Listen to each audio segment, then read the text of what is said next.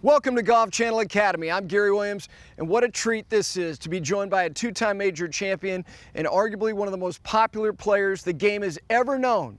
John Daly, good to be with you. Thanks, Gary. All right, this is your full swing special, and for viewers, and so many of them just love watching you play, now they're going to let you explain how you play golf, which is a real treat for us. Your full swing special, let's start with fundamentals. When I say to you, John Daly's full swing fundamentals, what are they? It still goes back, you know, it's just low and slow. Timing is everything. I always think of when I'm hitting a sand wedge, I always picture myself, you know, this could be a driver. I always want my swing to be the same as my wedge when I hit a driver.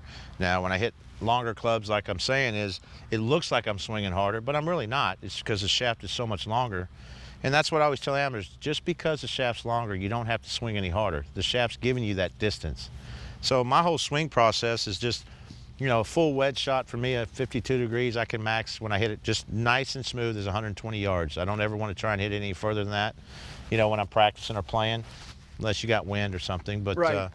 You know, it's so much easier to swing a wedge because the club's shorter, and it's so much easier to get good repetition when you're doing that.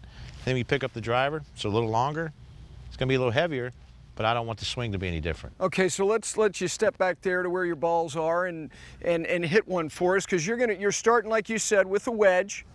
Now this is a little 60, but I max this probably about 90 yards.